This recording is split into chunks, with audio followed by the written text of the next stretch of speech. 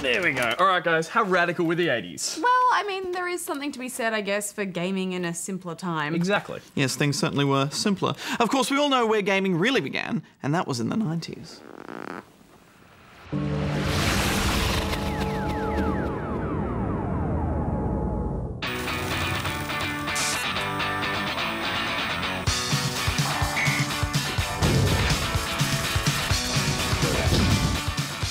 Gaming in the 1990s. What more do I need to say other than this? Doom, Tomb Raider, Diablo, Sonic, Warcraft, Starcraft, Pokemon, Final Fantasy, Resident Evil, Mortal Kombat, Monkey Island, Need for Speed, Ocarina of Time, Super Mario 64, Half-Life, Battletoads.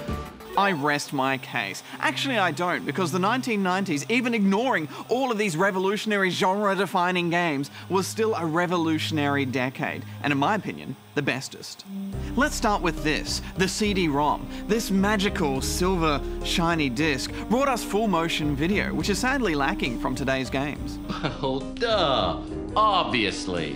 Why did we think this was cool? I saved you some money again. Aren't you happy? It's like the video gaming equivalent of flares.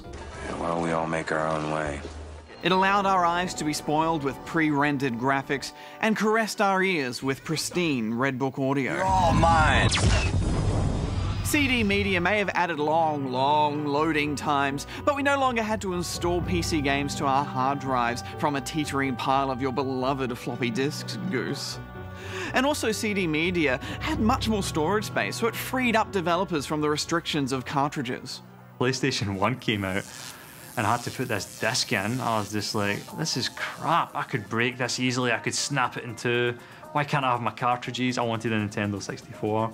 Hey, plumber boy, mustache man. Pack up your stuff. I got a little surprise for you here. Check it out. But in a sense, moving from cartridges to CD-ROM was this symbolic leap to the mainstream. Cartridges were only for games, CD-ROMs were for everything. CDs also made it easier for our transition from pixels to polygons, as games in the 90s started to deliver us eye-watering 3D worlds. Final Fantasy VII, TIE Fighter, Descent. Oh, which way is up? Oh, I feel sick.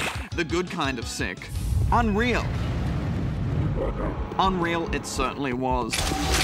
In a mere 6 years, we went from playing what was the very first first-person shooter in Wolfenstein 3D to playing one of the genre's best with Half-Life.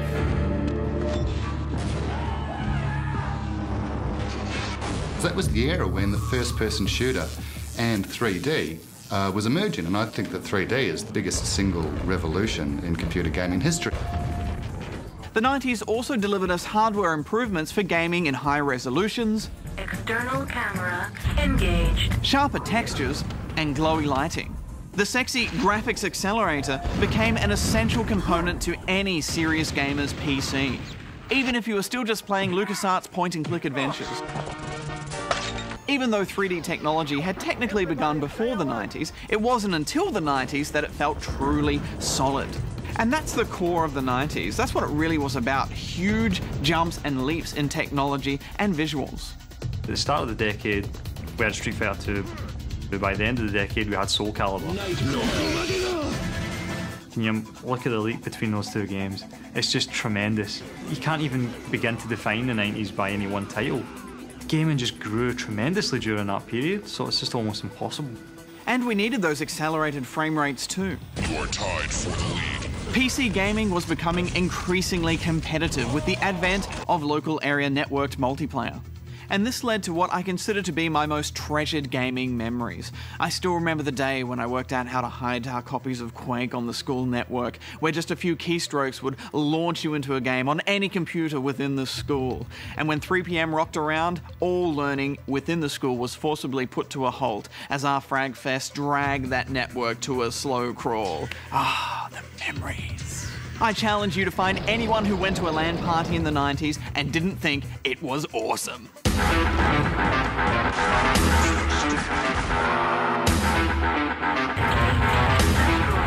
But the starting time was always midnight. You wouldn't sleep. It's that traditional looking LAN party that you see on television and in movies. It's like geeky and loud. The ones that I went to were just amazingly frustrating because you'd spend 6 hours sitting around waiting for a game to start. It would start and be over in 2 minutes, and then there'd be an hour of accusations of cheating. I remember having Doom death matches and stuff like that, and the screaming that was going on, and you would think someone was being murdered. And not only were they awesome, but they were a friendship bonding experience. And you just don't get that same feeling of camaraderie nowadays when you log on to some low-quality third-party chat program and play games together remotely. But let's rewind for a moment, because the 90s also brought us the golden age of couch gaming. Super Mario Kart, Street Fighter 2, Micro Machines, NBA Jam, Rock and Roll Racing, Toe Jam and Earl, Battletoads again. Couch gaming. And the difference is you can still sit down with a SNES or a Mega Drive and play those games with a friend on the couch, and they're still fun. And let's not forget where these experiences led us, to intense 4-player split-screen gaming, just one console later on the N64 with GoldenEye. GoldenEye, I mean, what can you say about GoldenEye? It was the greatest game you had ever played, and you played it all the time. Me and my brother would play 1v1 constantly. I played all those levels to death. I got all the cheats by, you know, you used to have to speed run the levels to earn the cheats. I got all of them, and I'm sure these are familiar stories. Nothing beats sticking physical cardboard onto your TV to stop your friends from cheating. Nowadays, everything is so impersonal. Gamer tags with more numbers than letters in their names blink in and out of a match with no regard to what the team objectives are. Goose, you can sit there in your cold, dark room, slowly adjusting the volume wheel of your rickety Commodore 64 cassette loader, feeling the weight of that exceptional loneliness, while the more enlightened of us in the 90s were watching gaming explode into the mainstream on print and on television. We had a plethora of great gaming magazines at the local newsstand, and they had pure gold stuck to the cover in the form of demo discs. When a magazine had a full free game on the cover, oh my god, it was like bloody pigeons fighting over a chip. They're just like, people were just going crazy, and the newsagents trying to fight over these magazines. There was just no need to rely on the blurb on the back of the box when you could trust informed opinions and read about the games and even play them before you purchase them. Aussie mags like Hyper, Megazone, and PC Powerplay were leading the charge in celebrating gaming culture. There was someone always playing games, and there was always someone bringing in new games. It was kind of a crazy fun time period, especially at the beginning of it, because there was more people really coming into the magazines all the time. The industry was growing, so there was new companies, so it was a really fun time period, and it's probably showed in a lot of the magazines was a lot of in-jokes. I just had so many memories of flicking through previews, looking at screenshots of games. Oh my god, look at Final Fantasy VI, look at Chrono Trigger, this looks insane. I just lose my mind.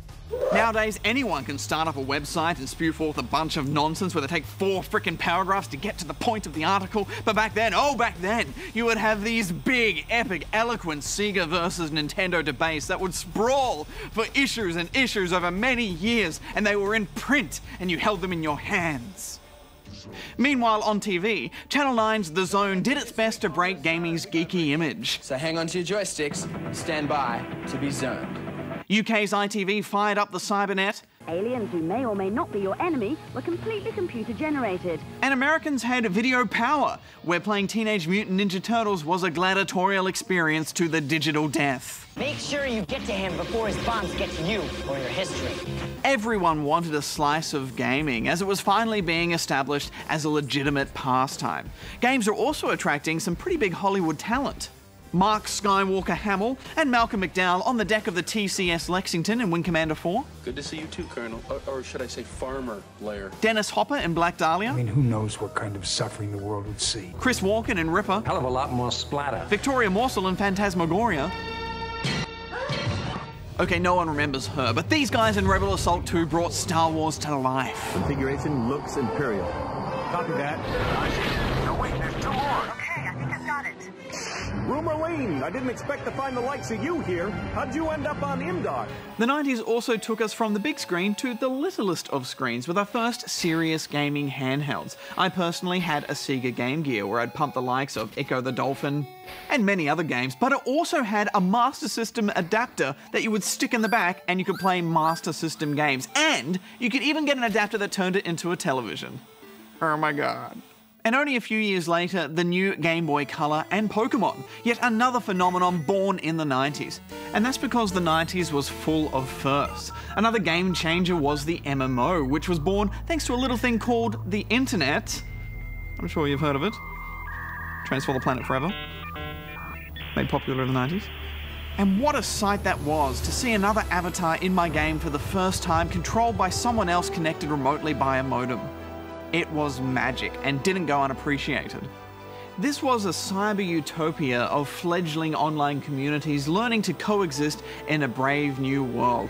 It was truly exciting, and you really can't appreciate something unless you didn't have it before. Nowadays, the internet is taken for granted, trolls are everywhere, and so many games require you to be online all the time, even just to load the thing in single player. I'm sure by now that you're convinced that the 90s was the best decade of all, but just when you thought there couldn't be any more watershed moments, it was also the decade that gave us the analog thumbstick. Nintendo's versatile N64 controller delivered that fine degree of movement that we needed to traverse our shiny new 3D landscapes. And there you have it, my case for the greatest gaming decade. The technological leaps and bounds, the genres that were formed, and the memories and experiences that were forged which can never be replicated. And that's why the 90s is the best.